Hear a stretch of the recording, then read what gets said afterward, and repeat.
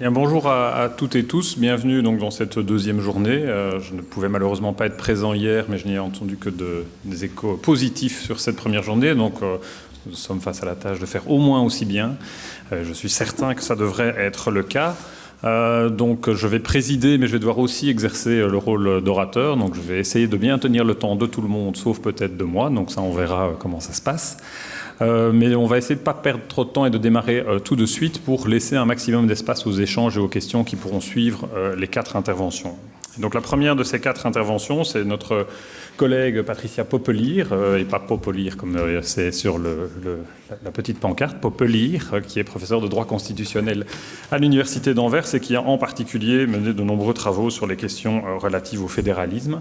Et elle va nous présenter une communication intitulée « Confiance et fédéralisme ». Alors on va vérifier évidemment, c'est le premier, que tout fonctionne. Ça devrait être le cas. Voilà, donc là on est sur le panel, et donc à mon avis le suivant. Voilà, Patricia, je te laisse la parole. Merci bien. I'm going to do this in English, I'm afraid. So first of all, thank you for inviting me. This is a wonderful conference on trust and law. And I'm going to talk about, well, trust and federal systems, actually about territorial restructuring. So about all multi-tiered systems, all systems that have some division of power over territorial entities. And it's been said that this is the most challenging task in research. And what we are going to look at is what has trust got to do with it. And I'm going to say a lot about theory and hypothesis, but no actual hard conclusions yet, because there's so much research still to do. So basic questions in this respect are: does trust determine the design of a political system? Does it impact on how the system functions? But also, and that's the legal question, can we insert a legal obligation to trust? If it seems that trust is so important for the functioning of a political system, can we actually require from the people that govern us to trust? And we heard yesterday from 𝐏𝐻𝐿 that trust is not something that you can order. It's something that we do or we don't. So, but I'm not sure if I'm going to get there in 25 minutes, so we'll see, and otherwise I'll just say something about the conclusion. But first, what do we mean by a federal system, and what do we mean by trust? First, a federal system. I'm not going to say too much about it, but it's, I have to say something because it's a step up to what I want to say.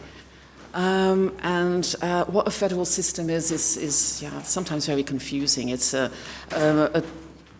word that is sometimes provocative for people, EU scholars, people from the UK as well, saying that the UK or the EU is a federal system. This is quite annoying. And then there are the traditional federalists from Germany and the US who are saying, no, we have a federation and a federal system, and the others not. It's quasi, it's almost a federal system, but not quite that, not mature, not really.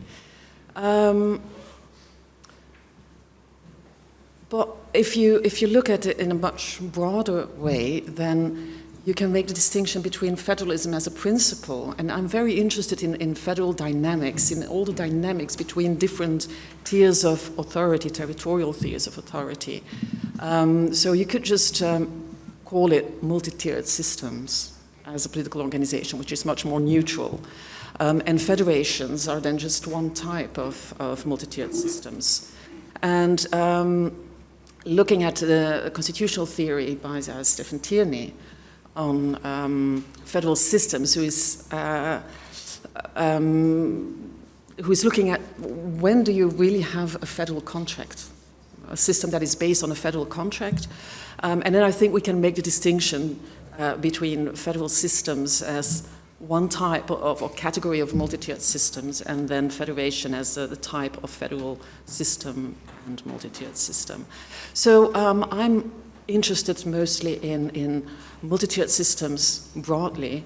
And my definition of them, and also federal systems, is that they are systems in search of a constitutionally defined but essentially contested balance. And it's a balance between autonomy and cohesion.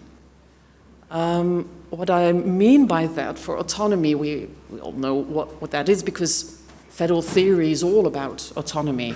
It's the ability to organize themselves for these political entities, to have self-rule, to decide their own policies. It's also partly shared rule, because that is often defined as securing your interests in central decision-making. So that's about autonomy, having control. Cohesion is about securing the integrity of the entire system, the glue, through mutual respect and common interest. It is not the same as centralization. So it's not the opposite of autonomy. You can have a lot of autonomy and a lot of cohesion. So it's something else. It's about joint decision-making, but in search of a common good, not to secure, just to secure your own interests. It's about loyalty. It's about mechanisms of interregional solidarity. So what we know as the federal balance in traditional theory is about self-rule and shared rule. So self-rule is autonomy, but also shared rule, seen as securing your interest, is about autonomy. So federal theory has always been about autonomy, and looking at federal dynamics has always been about looking at centralization and decentralization. But what is missing is dynamics of integration and disintegration, and that is about more or less cohesion. So a constitutionally defined balance means that you can find that balance in the constitutional system. It's written down, but it's also contested, which means that it can change from more or less autonomy or cohesion. And if we do that, then we can, based on this balance, distinguish 9 types of multi-tiered systems, whether they have a lot or just medium or low autonomy combined with medium, low, high cohesion. And if you look at it from the perspective of constitutional theory, and Tierney says that he doesn't use the terminology of autonomy and cohesion, but it comes down to that. He says it has to be meaningful. You have to have meaningful autonomy and cohesion. He doesn't say what it is. When is it meaningful and when not? But translated into this theory, it means that you need at least medium autonomy and at least medium cohesion. This also means that you have to be able to measure, to know what is medium, what is low, what is high.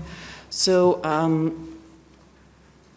that's why I developed indicators to measure institutional autonomy and institutional cohesion in the system itself. I'm not going to bother you with all that, so I have some examples, but let's just move on. If we use these indicators, what it comes down to for Belgium is that we are already a confederation. So NVA has, no agenda anymore. We're already there.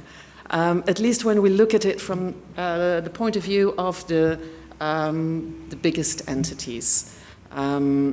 If we look at it from the point of view of the German-speaking community, they only have medium autonomy, and that's because we are an asymmetric system, which means that some have more autonomy than others. It also means that we can measure constitutional asymmetry. How much asymmetry is there exactly?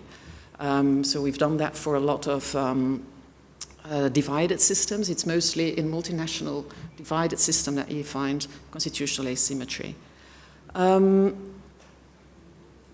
So that means that, to me, UK and Spain are at least multi-tiered systems, perhaps also federal systems. and Hungary as well, but then in its relation with the EU as a member state of the European Union, that in itself is also a confederation, so a federal system. And I use this example because they show us something about the tensions, but also something about why cohesion is important. If you look at Hungary, which has nowadays some values that do not really match what we have as values in the EU, that is a problem. Okay, what do we mean by trust? And there are a lot of types of trust here as well.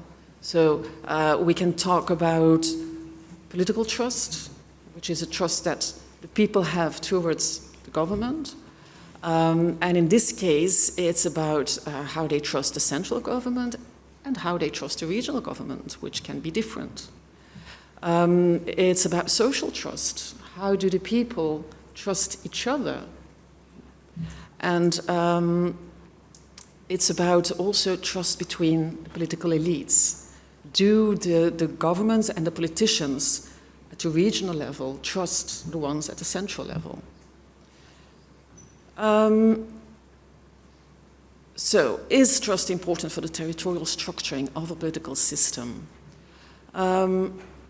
Let's start with social trust. And the idea is that the level of social trust, so how people trust each other, that this might be an indicator or a prediction for the degree of institutional cohesion, meaning that you're going to organize the system based on how the people trust each other.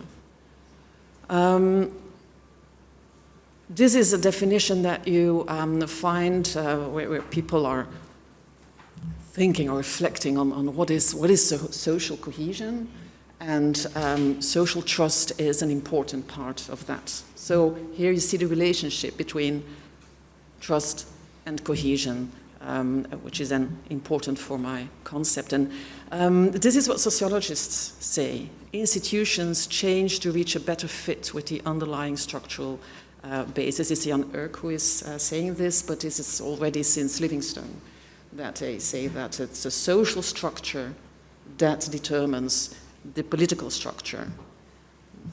If that is true, then that would mean that social cohesion determines institutional cohesion.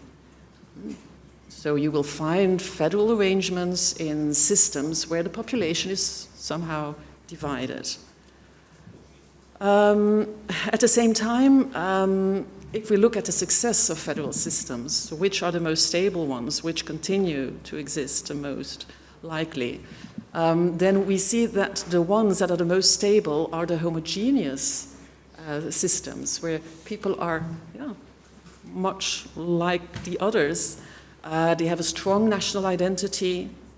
So actually, the more you look like a unitary state, the more stable you are. Problem is, there are difficulties. If you live in a country where different groups of people with very identitarian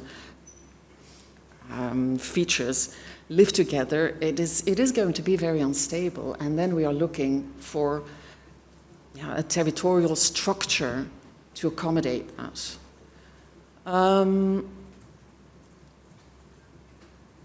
So the questions based on social trust is the recognition of diversity in multinational systems. Is that a condition to the integrity of the system as a whole? Or is it a threat? So how likely can we have a good functioning federal system if we have a diversity, meaning that social cohesion is going to be somewhat less than in a homogeneous society? And the big question is whether citizens trust each other to act in good faith. If you have a solidarity system to help each other out, it means that money, a budget is coming from one place to another. Do we trust them to use that well and not to abuse the solidarity system? So these are all kinds of hypotheses that we can think of that haven't been tested. Yeah, but I think some research would be nice in this respect to get a more better idea as to how important trust and social cohesion is for the functioning of a system. We have more data when it comes to political trust, citizens' trust in governments, and what we know from this data, from political scientists, is that in these systems where people in territorial entities have the idea that they are not treated very well, that they are not treated with respect, that they do not trust the central government, but they do trust the regional government. Whereas in these systems where they have the feeling of being respected and recognized, they have high trust in both the regional and the central government. So political trust is important also here for the functioning of that system. And it is important to know something about political trust also, for example, for the division of competences. Which competences will we keep central, which will we keep, which are at a regional level? There, the question that are often asked in the service is, how much do you trust the government? And very rarely, how much do you trust them to do this or that? And trust can be different if it is about deciding about pensions. Who do you trust to decide on your pension, the federal government or the regional government? And who do you trust to decide about matters of education? The answer can be different. Now, what is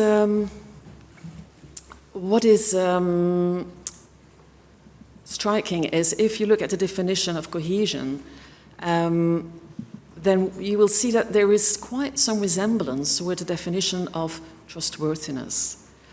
Now, trust is very difficult to do something with. We can observe whether there is trust or not, but it's very difficult to create it, except when it is about trustworthiness. So people trust because of personal conditions, because of context, but also because of the signs of trustworthiness that they get from the trustee. And that is something that we can do something with, because as constitutionalists, sometimes political scientists that are institutionalists, you can do something with institutions. You can design them in a certain way. And elements of trustworthiness are ability, benevolence, and integrity. Now, if we look at what that means, then benevolence is the consideration of the truster's needs and interest. You trust the other because you rely on that person, that he knows you, he knows what you need, what you want, and he's going to take that into consideration. If we look at cohesion, well, this was also about taking the specific needs of these territorial entities into account. The other thing is integrity.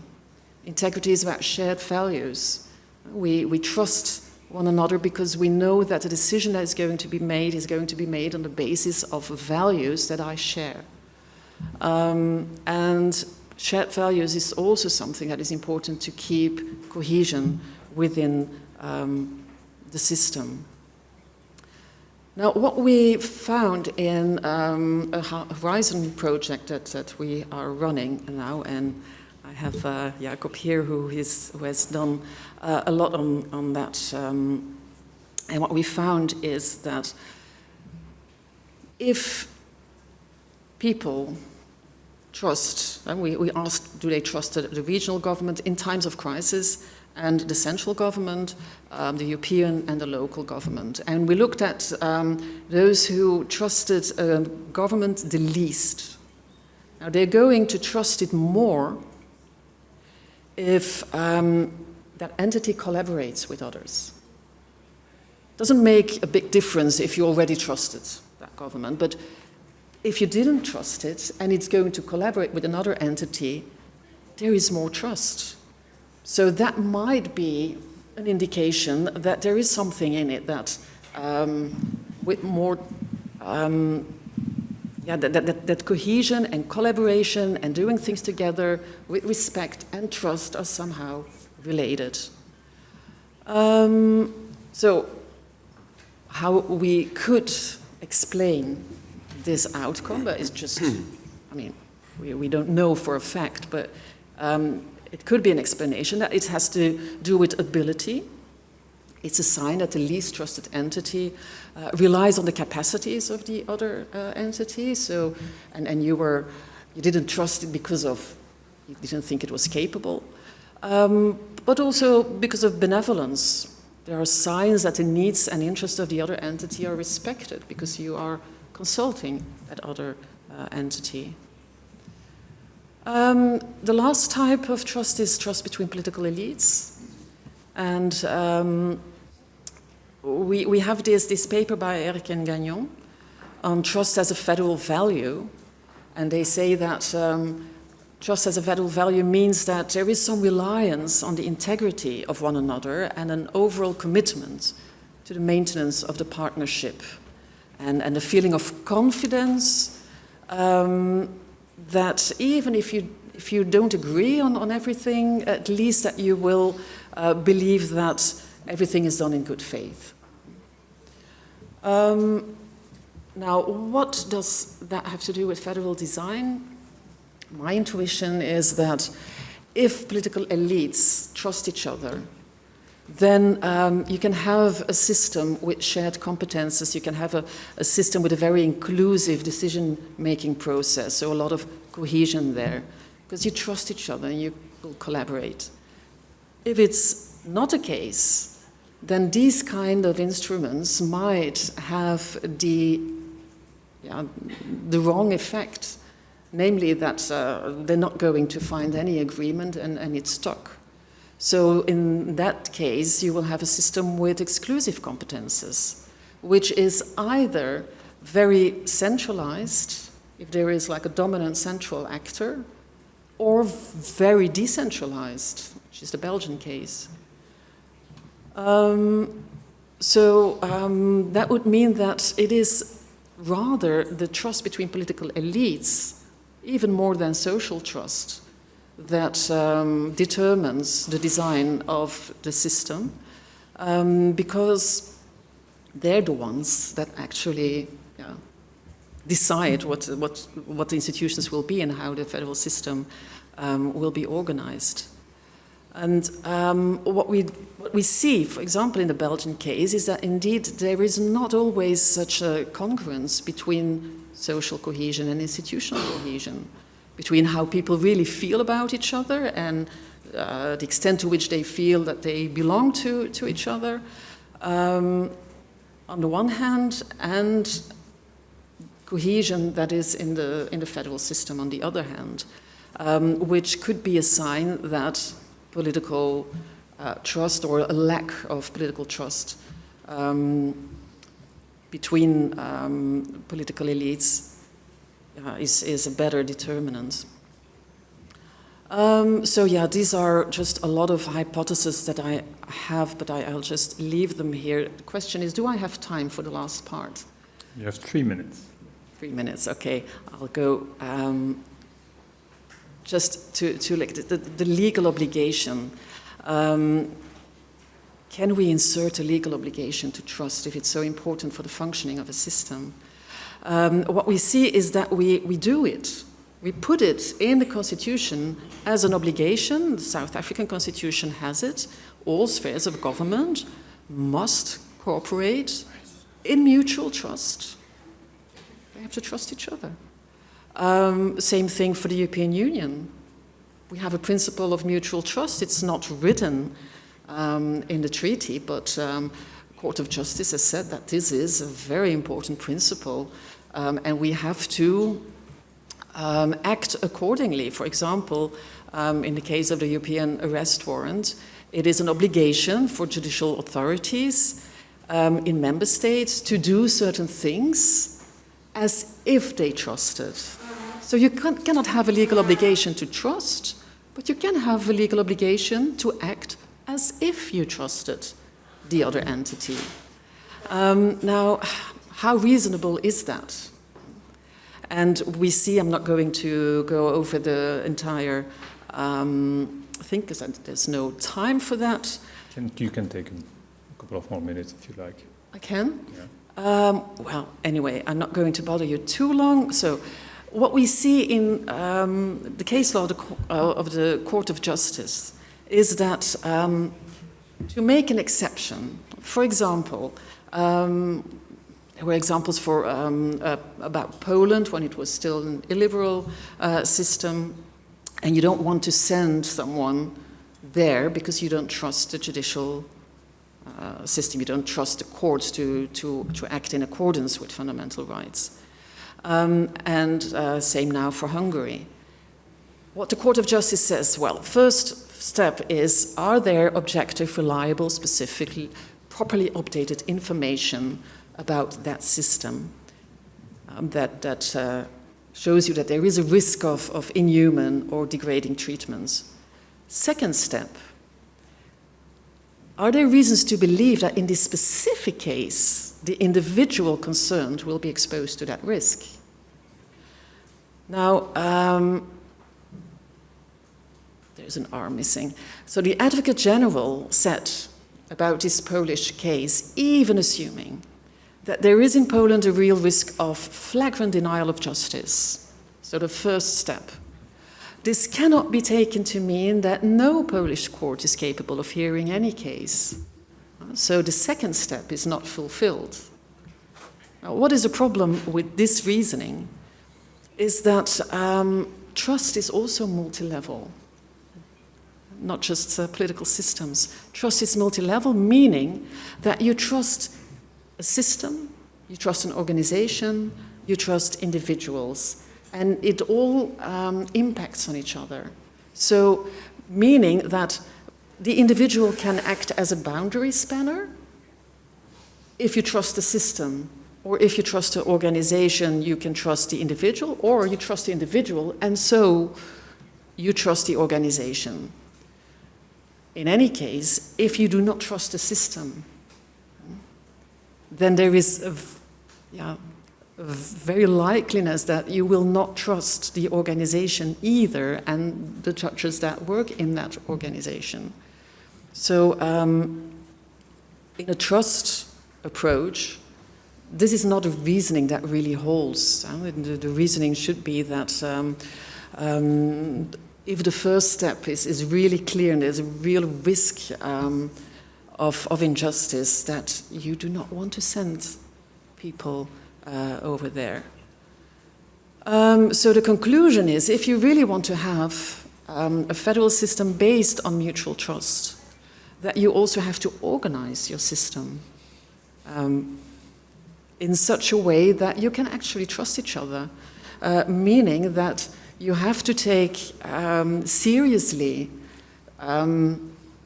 shared values and how they are implemented. I think that is a big challenge for the European Union, because on the one hand, you accept constitutional identity and variety and difference between the different entities. At the same time, there has to be something in common as a value. And you have to work on that. You have to work on these signs of trustworthiness before you can actually say, well, now you also have to act as if you trusted the other. Okay, thank you. Merci beaucoup.